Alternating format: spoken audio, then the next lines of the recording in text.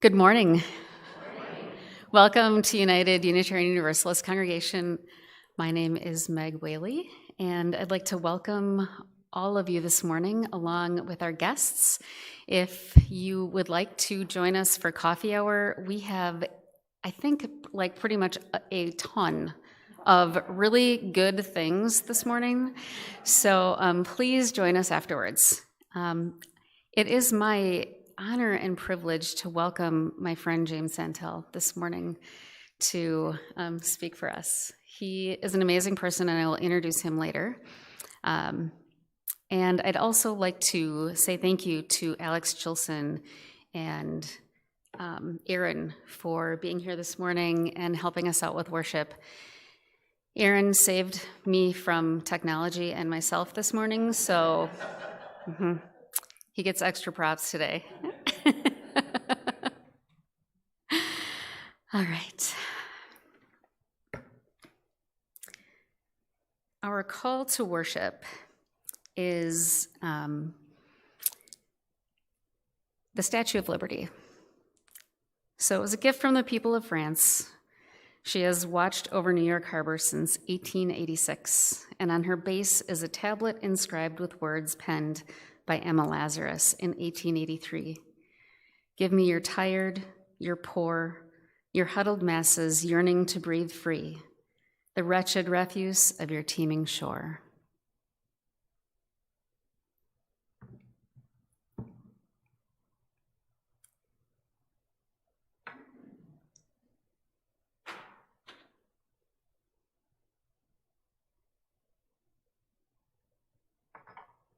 Please join me with the words on the screen.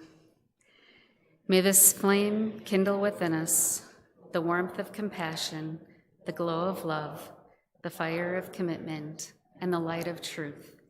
Here together we scatter and nurture seeds of spirit, service, and community. And now it's time to greet one another.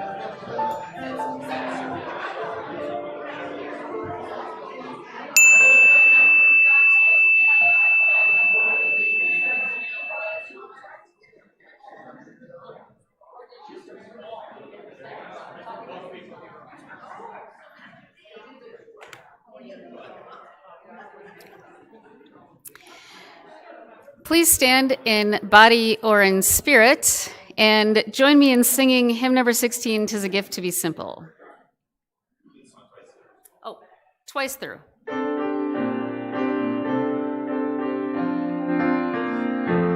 'Tis a gift to be simple, 'tis a gift to be free, 'tis a gift to come down where we ought to be.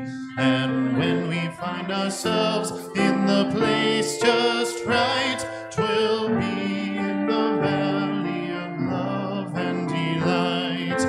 When true simplicity is gained, to bow and to bend we shan't be ashamed. To turn will be a delight, 'twill by turning we come round.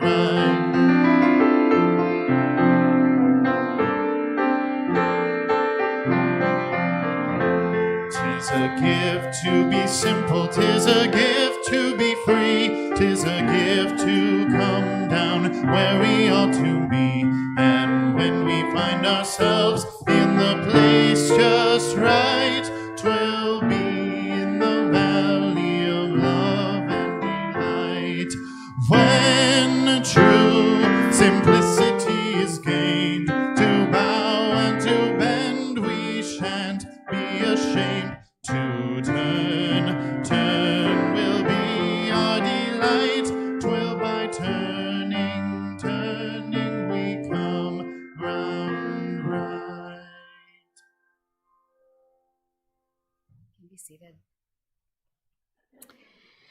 So I took out a couple of things this morning from our regular service because I wanted to give Jim as much time as possible. His reputation precedes him in the... I know. So next we will receive our offering. So the offering will now be given and received in grateful appreciation of our shared hopes and values.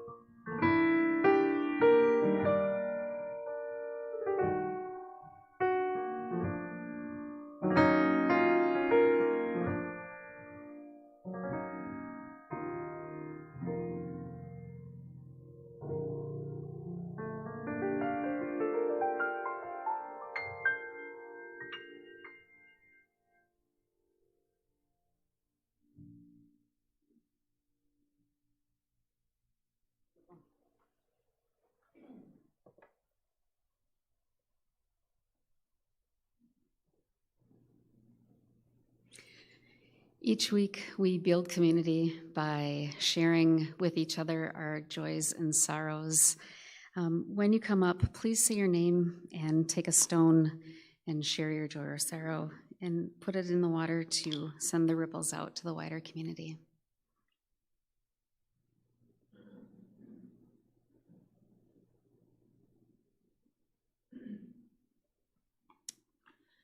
Hi, I'm Donna, and I would like to say that Sarah Tonys is home now. She had a very rough week with her stent replacements. One job on Tuesday and another one on Thursday, but she got home on Friday.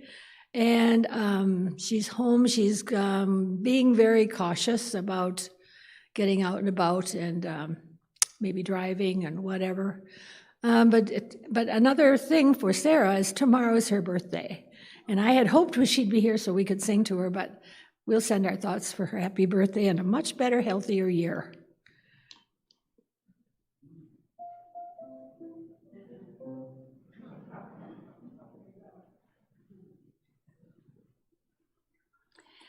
I'm Ellen, and I have a joy and I guess kind of a hope. Obviously, to me, obviously, the results of the election were fairly good.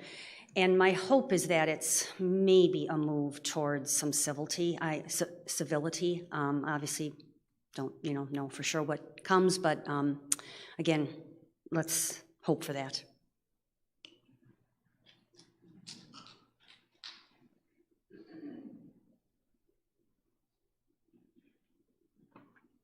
Good morning, I'm Alex. I have three joys. One was going to a party last night hosted by Jackie Landers. The theme was only murders in the building. And then that was culminated with a game which I still don't understand called Deception. And I'm an accomplice and there was a victim. There's a murderer right here. And the second thing is that this morning when I sat down for breakfast, I looked out on the pond, and on the shore was a bald eagle, just standing there waiting for somebody to come by, and all the seagulls took off. And the third thing is that on Saturday, we committed to getting another puppy. So,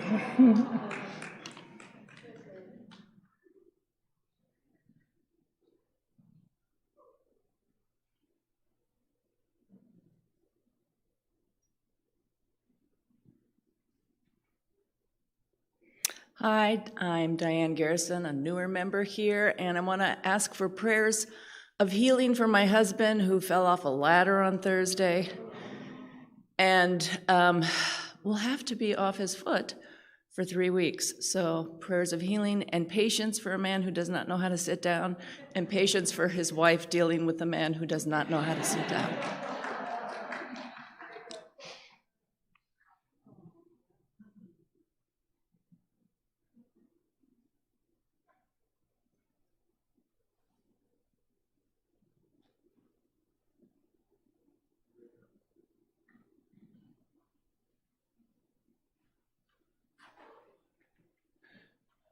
Hi, I'm Gilles. Really two joys. First was last weekend, Sarah and I got a chance to have a real vacation, meaning we left the kids home,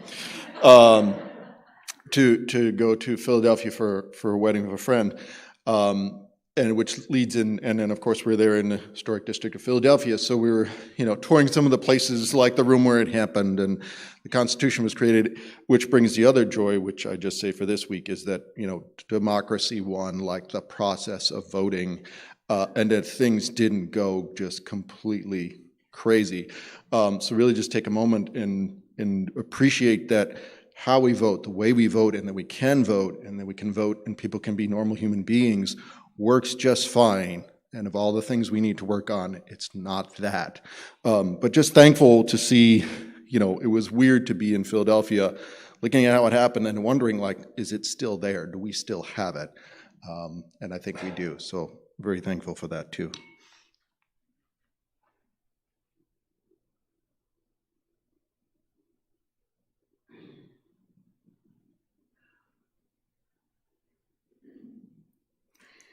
I'm going to place one last stone for all the joys and sorrows that remain unspoken in our hearts.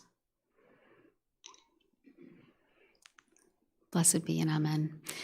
Now, if you'd please sing with me, Walking with You.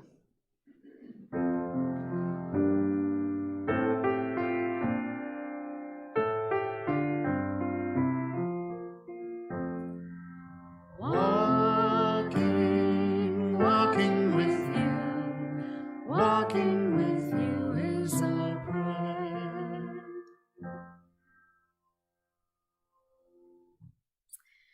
All right, and now the part you've all been waiting for. I know I have. I'd like to introduce Jim Santel. He is a lifelong resident of Wisconsin and of Waukesha County. He was born in Milwaukee and attended public schools in Brookfield. He is a graduate of Marquette University, English and History, and of the University of Chicago Law School. For some 30 years, Jim was employed by the United States Department of Justice, serving as a civil litigator of cases involving housing, employment, voting, familial, and personal rights, and as a criminal prosecutor of a variety of violent and white-collar crimes, including human trafficking, firearms and drug offenses, and commercial and business fraud. For 6.5 years, he served as United States Attorney for the Eastern District of Wisconsin in the administration of President Barack Obama and Attorney General Eric Holder. Jim also spent 3 years, 1991 to 2001, at the Maine Justice Headquarters on the staff of Attorney General Janet Reno, and 2 years, 2006 to 2008, as the Justice Attaché and the Rule of Law Coordinator for the United States Mission in Iraq. Jim is currently providing pro bono litigation services to indigent and other needy, underrepresented populations in housing, employment, family, education, and civil rights matters. He is also a frequent speaker, lecturer on various topics involving the proper works and the aspirational missions of the federal government in the promotion of the rule of law and service to its constituent residents. Jim has also been helping people in Waukesha with a variety of things with the school board and other things going on. So the teachers are very appreciative of Jim and his work. And now, Jim Santel.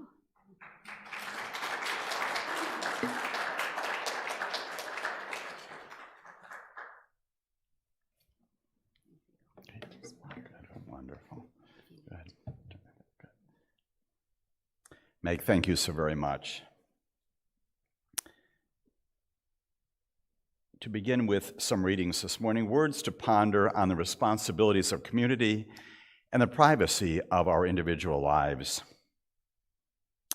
A philosopher of the 5th century BC named Socrates wrote this. He said, "I am a citizen, not of Athens nor of Greece, but of the community of mankind. The world is my parish."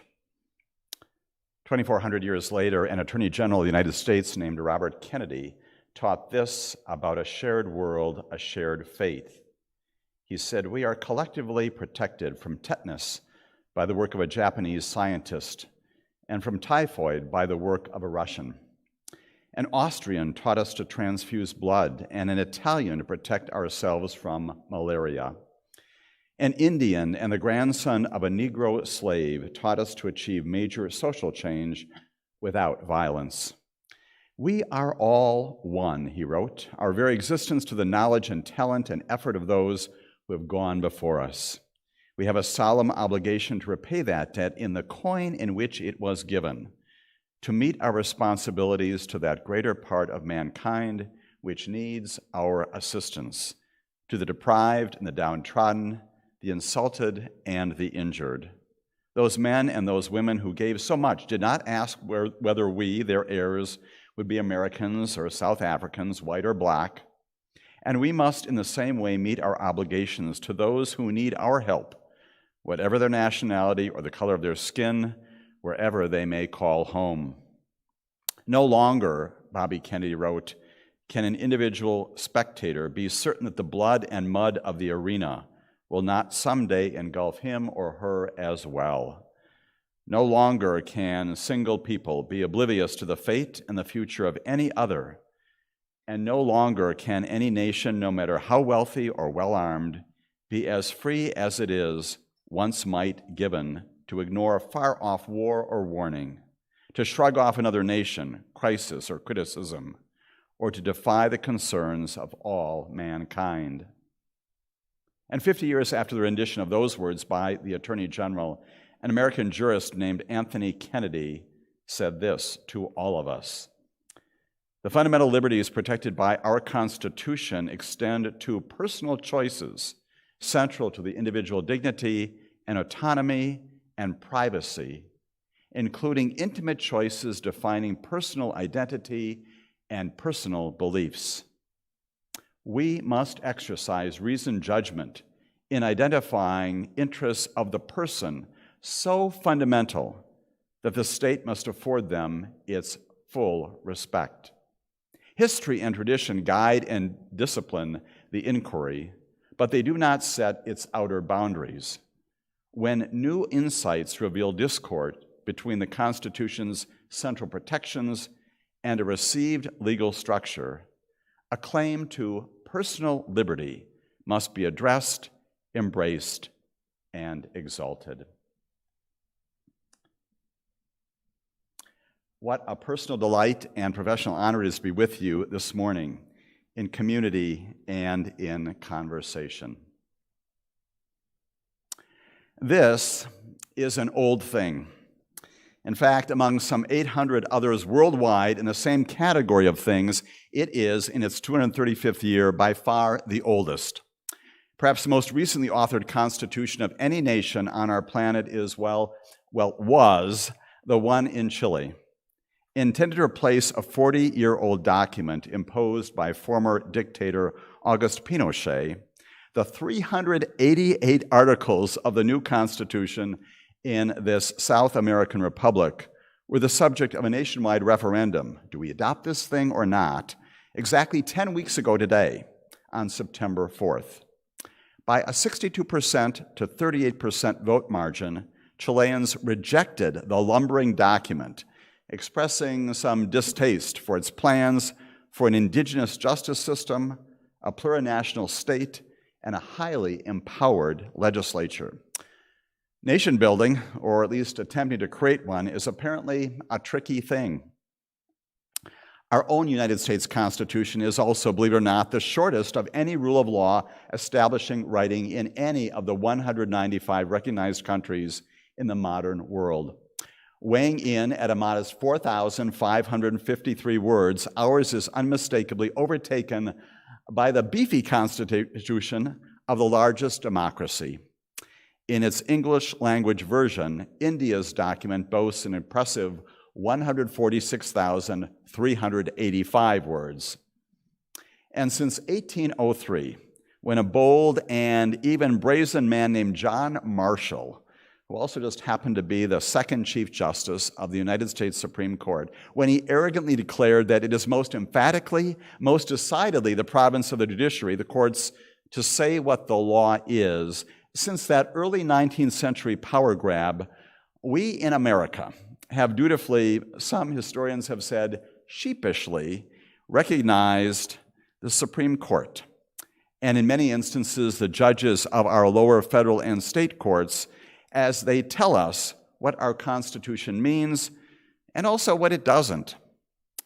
Along the way, the justices of the court, ranging in number throughout our history from as few as 5 to as many as 11, before settling at least for the past 150 years or so at 9, those jurists have also had a whole lot to say, a terrific amount of instruction to deliver about who we are as members of the broad communities of people in our nation, our states, our cities, our neighborhoods, residents of things truly larger than ourselves.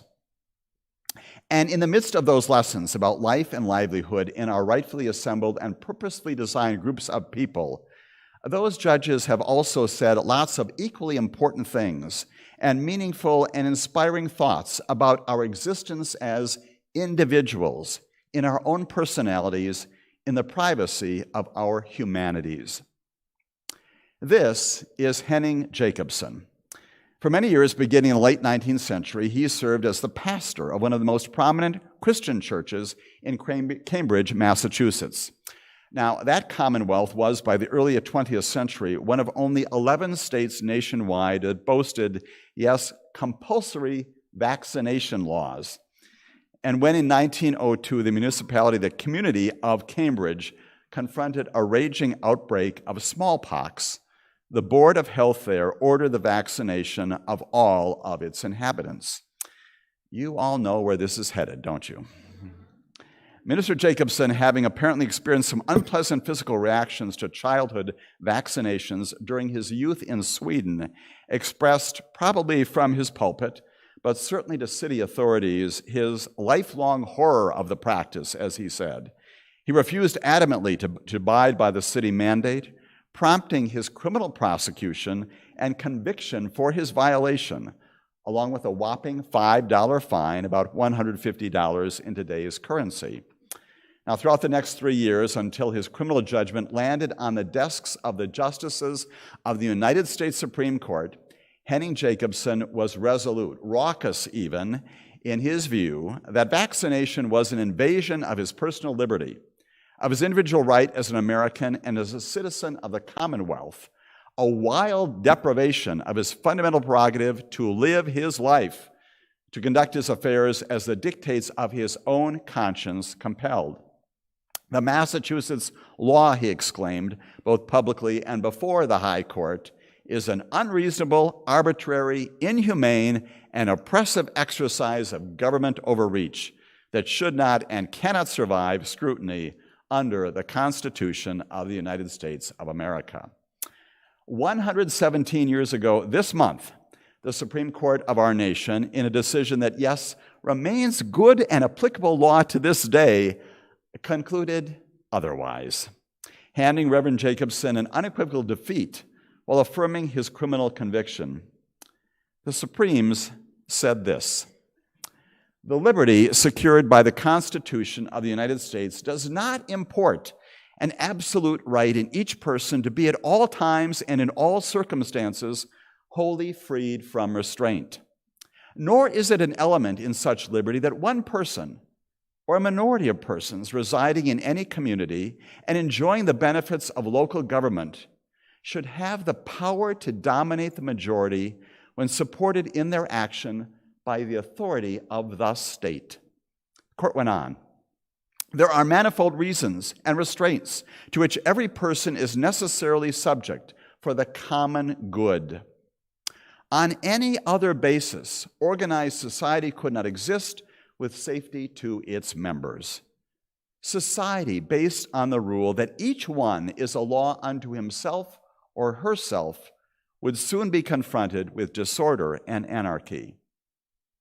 Real liberty, the court said, for all could not exist under the operation of a principle that recognizes the right of each individual person to use his or her own devices, whether in respect of his person or his property, regardless of the injury that may be done to others. The High Court concluded with this lesson about our interconnectedness as members of community, as relevant in 1905 as it unmistakably remains generations later in 2020, 2021, and 2022. The court said this: "It is a fundamental principle that persons and property are subjected to all kinds of restraints and burdens in order to ensure the general comfort, health, and property and prosperity of the state. The possession and enjoyment of rights are subject to such reasonable conditions as may be deemed by governing authorities as essential to the safety, the health, the peace, the good order, and the morals of the community. Even liberty itself, the greatest of all rights," exclaimed the court, "is not unrestricted license to act according to one's own will. It is only freedom from restraint under conditions essential to the equal enjoyment of the same right by others. It is then liberty regulated by law." What spectacular, lofty, inspiring, and humanity-centric teachings about who we are, about how we should behave and conduct ourselves, ever mindful of our places within communities of humanity, however defined, all together in community, moving towards safety and health, security, and that inscrutable thing called the rule of law. Some 60 years later, in reversing the criminal conviction of this man, our Supreme Court came at that notion in a similar but modestly different manner. B. Elton Cox, yes, another minister, they do seem to get into a lot of trouble, don't they? Had been arrested in Baton Rouge, this time in pursuit of a righteous cause. He and some 2,000 other people had assembled peaceably outside the county courthouse, where 23 young people, students at Southern University, a predominantly black college, remained incarcerated for their also peaceable advocacy for civil rights and human decency. Predicated on foundational principles in the First Amendment to our Constitution, the Supreme Court vacated or rejected the state criminal conviction of the protesters for engaging in nonviolent free speech, petitioning their government for the redress of their grievances. Even so, along the way to that just and enduring result, the justices in 1965 said this from their judicial bench about community life and the things we necessarily give up to be active, productive, committed participants in it. The rights of free speech and assembly, while fundamental in our democratic society, still do not mean that everyone with opinions or beliefs may address any group at any place and all times. The constitutional guarantee, the court said, of liberty implies the existence of an organized society, maintaining public order, with which liberty itself would be lost in the excess of anarchy. One person alone, the court instructed, would not be justified in ignoring the familiar red light because she or he thought this to be a means of social protest. Nor could one, contrary to traffic regulations, insist upon a street meeting in the middle of Times Square during rush hour as a form of freedom of assembly or speech. Government authorities have the duty, vested with responsibility for the care and well-being of our community, to keep streets open, available, accessible for the public good, and promotion of the best interests of the company of all. Today, as in 1965, we are, and always should be, profoundly, resolutely people of community. And yet, we are individuals, singular people with discrete and equally righteous rule of law-based prerogatives and choices, opportunities and avenues to pursue as private residents living inside this grand 246-year-old experiment in liberty.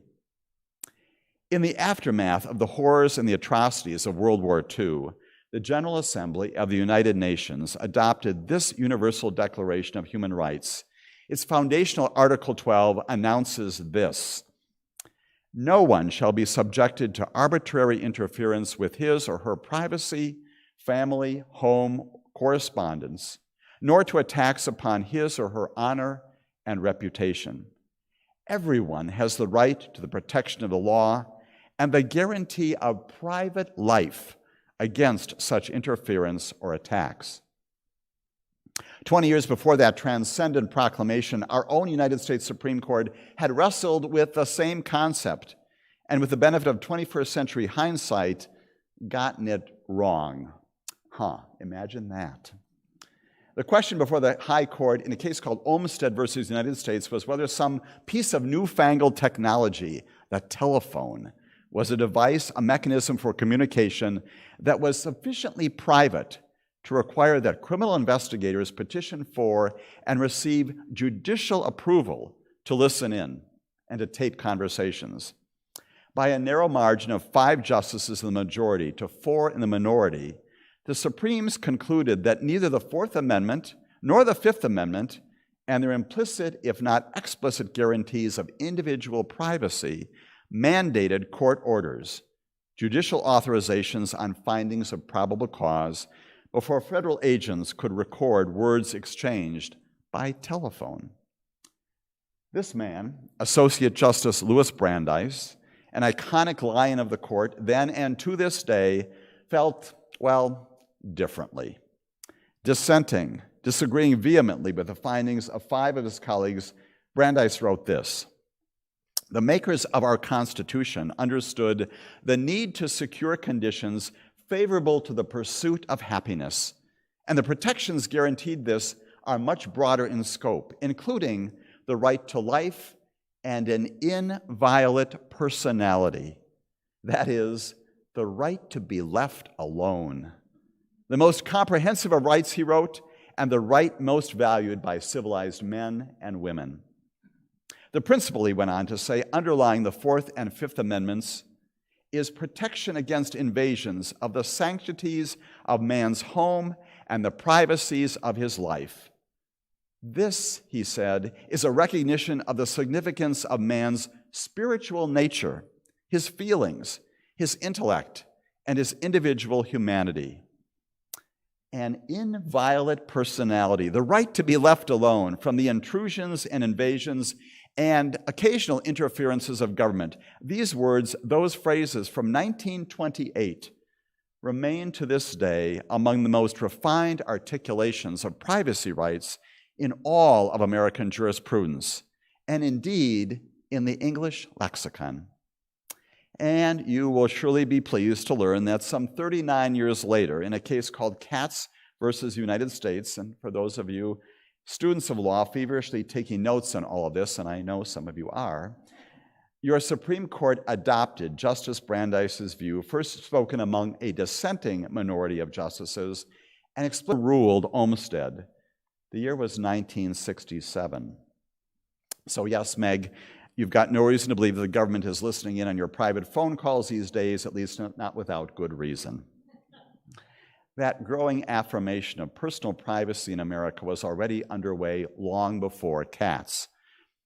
When they began their workday on November 1, 1961, this woman, Estelle Griswold, and Lee Buxton knew that they'd be getting into a lot of trouble. That was the day that the executive director of Planned Parenthood League of Connecticut, Griswold, and the chair of the Yale Medical School's Department of Obstetrics and Gynecology, Buxton, were opening the doors of their new reproductive services clinic in New Haven to women seeking birth control advice and prescriptions for contraceptives. Not long after their first patients arrived and dozens of others made appointments for visits, Griswold's and Buxton's expectations were fully realized. Local authorities enforcing the state's so-called Comstock law, enacted in 1873, and prohibiting any person from using a drug, municipal article, or instrument for the purpose of preventing contraception, arrested the organization's local leader and her volunteering medical doctor. The two were tried, they were convicted, and they were fined $100 each for violations of the criminal statute. By that time, only one of two such provisions remaining in the entire nation. The other place was Massachusetts, similarly anachronistic and also quite apparently the hotbed for a lot of trouble. Talk to the descendants of Henning Jacobson. Now, the appellate division of the circuit court upheld those criminal judgments, as did the Supreme Court of the state of Connecticut. That judicial action was perhaps not at all surprising, since earlier that same year, the United States Supreme Court had itself turned back a direct challenge to the legitimacy of Connecticut's Comstock law, finding no actual case or controversy. That is, the complaining parties had not been charged or even threatened with prosecution under the law. As it turned out, it was that very ruling in a case called Poe versus Ullman that inspired Griswold and Buxton to make yet another run at overturning the nearly 90-year-old prohibition on contraceptive services in Connecticut. The prescient dissent in Poe, reminiscent of the all-too-similar dissent by Justice Brandeis in Olmsted, was authored by this man, Justice John Marshall Harlan, who wrote this: "The full scope of the privacy liberty guaranteed by the Due Process Clause cannot be found in or limited by the precise terms or the specific guarantees elsewhere provided in the United States Constitution. The liberty is not a series of isolated points pricked out in terms of taking a property, the freedom of speech, press, and religion, the freedom from unreasonable searches and seizures, and so on. It is instead," he wrote, "a rational continuum which, broadly speaking, includes a freedom and privacy from all substantial arbitrary impositions and purposeless restraints." So, when the latest case, now bearing Executive Director Griswold's name in its caption, finally reached the United States Supreme Court, there was already an unmistakable, if still unarticulated, sense among them that perhaps this century-old ban needed to fall. And while the written opinions of the court majority and the concurring or agreeing justices plainly reflected an internal struggle among them to locate with precision the constitutional source of a marital privacy right, 7 members nonetheless agreed in this justice-based result. The Connecticut law criminalizing the use of contraceptives must be struck down. Rejecting the notion that the Due Process Clause of the Fifth Amendment or the 14th Amendment gives rise to a guarantee of privacy in and of itself for all Americans, this man, Justice William Douglas, writing for the court majority, invoked and applied a judicial metaphor for shined light and meaning-filled shadows emanating from the broad aspirational language of the First, the Third, the Fourth, and the Fifth Amendments. He told us then, and he tells us today, this: our previous cases suggest that the specific guarantees in the Bill of Rights have, wait for it, penumbras, formed by emanations from those guarantees that help give them life and substance. Various guarantees create these zones of privacy, and we have had many controversies over these penumbral rights of privacy and repose. All of those cases bear witness to the right of privacy, which presses here for recognition as a legitimate one. The upshot of the case that changed the course of American jurisprudence, and indeed the privacy that inhabits the lives of all Americans, was that the Connecticut prohibition on contraceptive use simply could not survive under this penumbra of unmistakable rights. Or as Justice Douglas described them, human prerogatives older than the Bill of Rights itself. Access to and comfort in an inviolate personality, the right to be left alone, as Justice Brandeis had described it 37 years earlier, was now the law of the land. The towering landmark case was and remains Griswold versus Connecticut. In the over half century that followed that ruling, our federal and our state courts not only affirmed, but actually expanded the breadth, the scope, the meaning, and the application of privacy rights in American life. In 1972, the Supreme Court extended its 1965 decision to include the right of access to contraceptives to unmarried couples, and 5 years later, for juveniles at least 16 years of age. And the zone of privacy concept has been readily embraced and rationally applied in a myriad of other areas in our individual and, yes, our community lives, our community experiences, all implicating basic civil liberties in personal conduct, absent any diminution of our concomitant allegiance to things beyond ourselves. That has included, in 1977, the right to choose household living arrangements among relatives and others within the circles of our own definitions of family. The right in 1967 of interracial couples to marry. And in 2015, for same-sex couples to wed. It encompasses, in 1990, the individual patient right to terminate life-prolonging medical treatment and to make related quality-of-life decisions. It means, as of 2003, the freedom of adults to engage in consensual sexual acts and intimate relationships of their own choosing, and in 1969, access to the private possession of pornography depicting adults over the age of 18. And of course, it affirms and strengthens the very words of privacy written by James Madison and George Mason and others in September of 1787, establishing for all time the right of people to be secure in their persons, houses, papers, and effects against unreasonable searches and seizures. Among those most notable instances of privacy jurisprudence is in the case begun by this woman over half a century ago.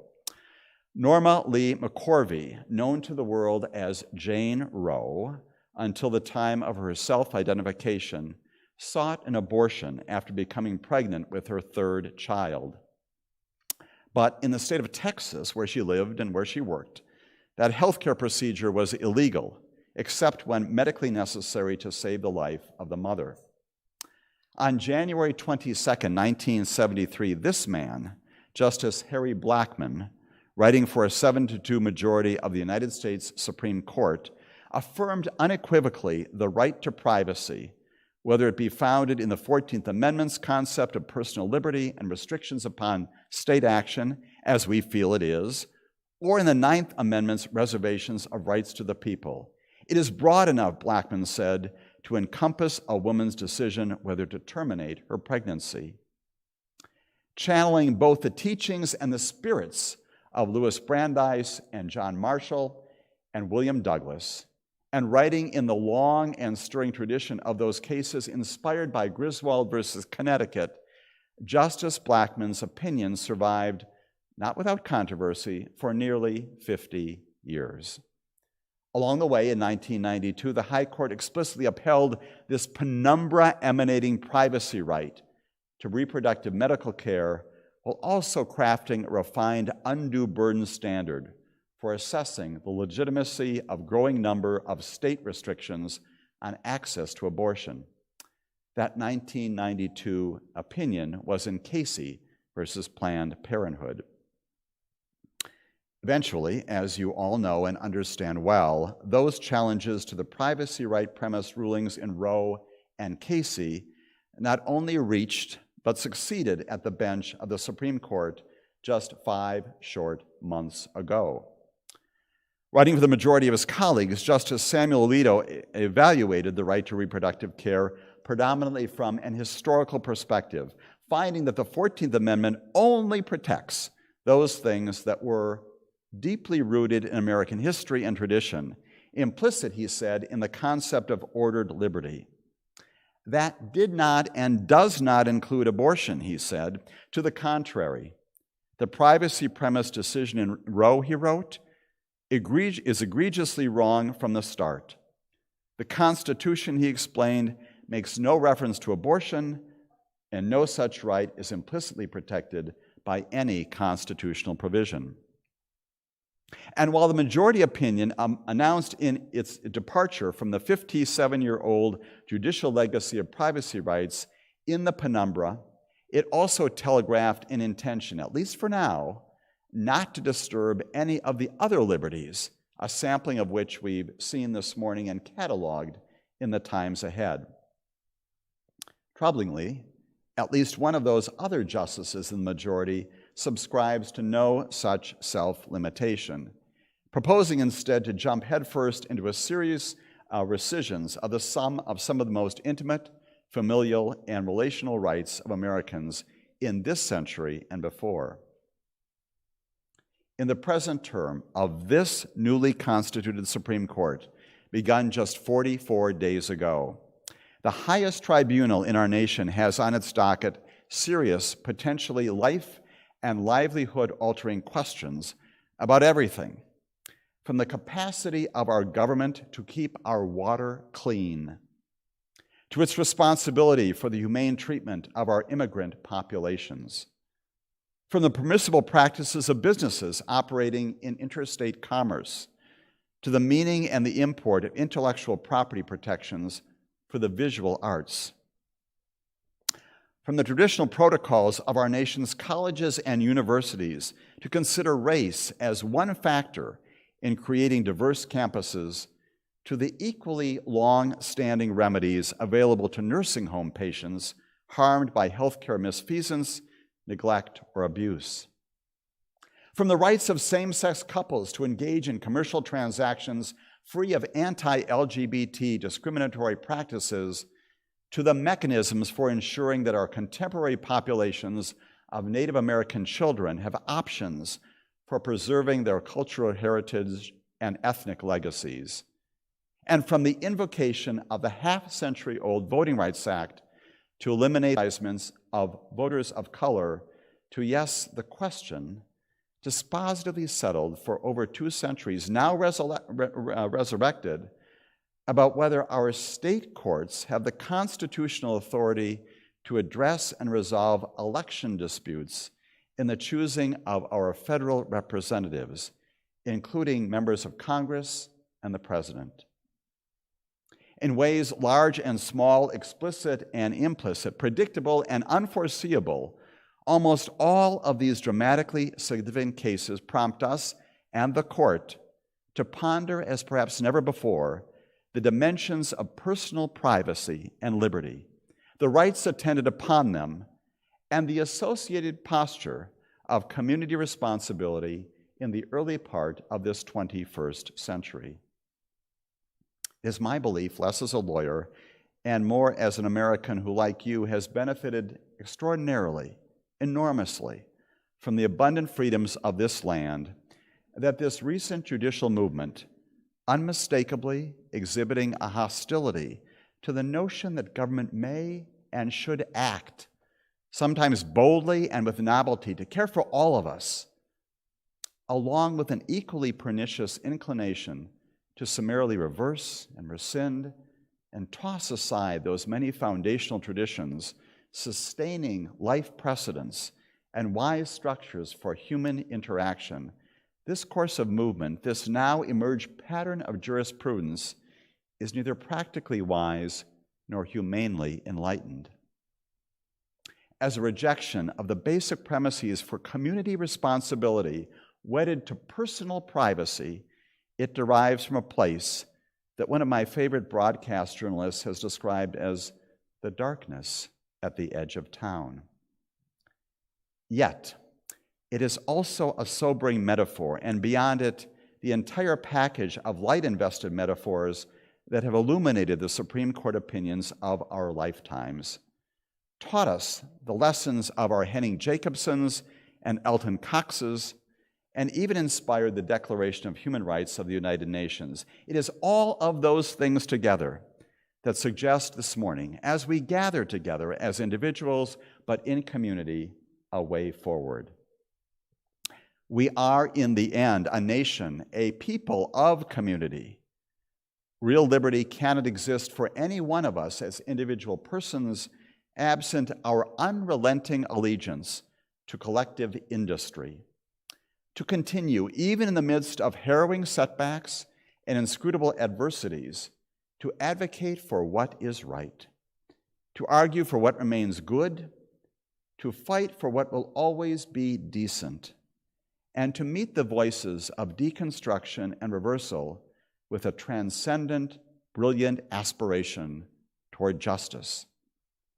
And to do all of that in the company of one another, universally gathered together, even as individuals, in the responsibility of community, ever exalting the rights emanating from the penumbra. Those lights, as Justice Brandeis instructed, we value most. The significance of our intellects, the powers of our emotions, and the very spiritual natures that make us human.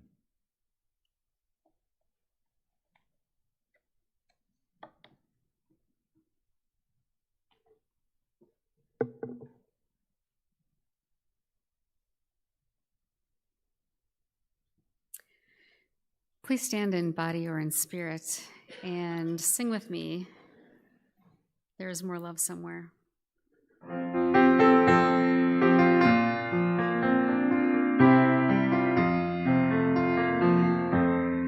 There is more love somewhere.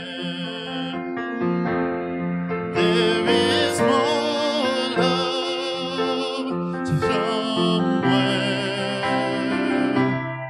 I'm gonna keep on till I find it. There is more love somewhere. There is more hope somewhere. There is more hope somewhere. And I'm gonna keep on till I find it. There is more hope somewhere. There is more peace somewhere. There is more peace somewhere. And I'm gonna keep on till I find it. There is more peace somewhere. There is more joy somewhere. There is more joy somewhere. And I'm gonna keep on till I find it. There is more joy somewhere.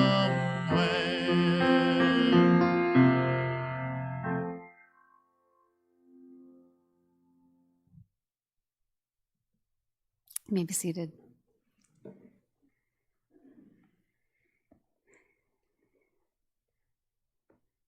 Our closing words for today are written by Sarah York. We receive fragments of holiness, glimpses of eternity, brief moments of insight. Let us gather them up for the precious gifts that they are, and renewed by their grace, move boldly into the unknown.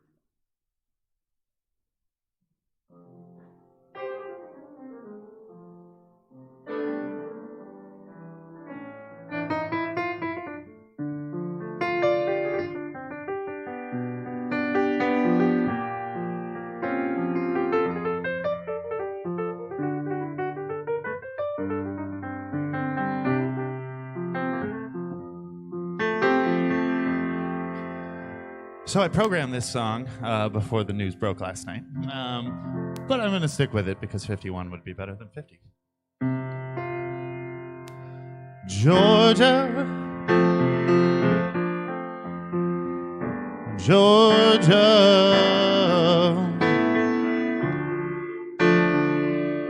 the whole day through,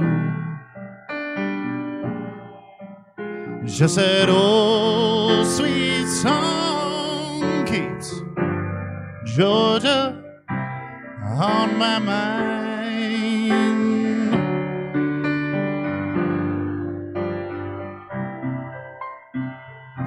Georgia, Georgia, a song of you comes as sweet and clear as moonlight through the pines.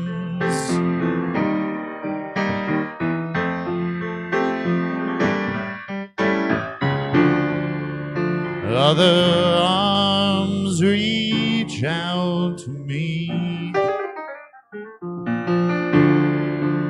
other eyes smile tenderly, still in peaceful dreams I see the road leads back to you. Oh, it leads to your Georgia, Georgia, a song of you comes as sweet and clear as moonlight through the pines.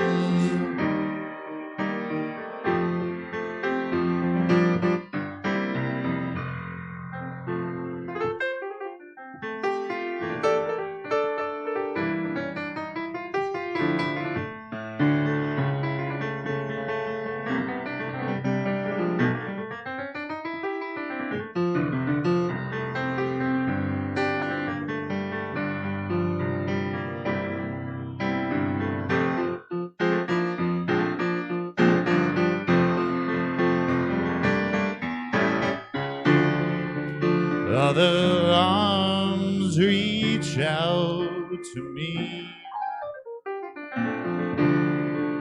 other eyes smile, they smile tenderly, still in peaceful dreams I see the road leads back to you. Oh, it leads to your Georgia, Georgia. No peace I find, just an old sweet song keeps Georgia on my mind. Oh, it's on my mind. Just that old sweet song keeps Georgia on my mind.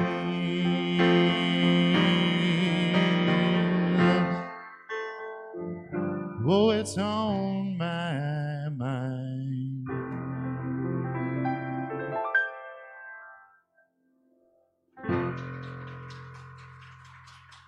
Thank you.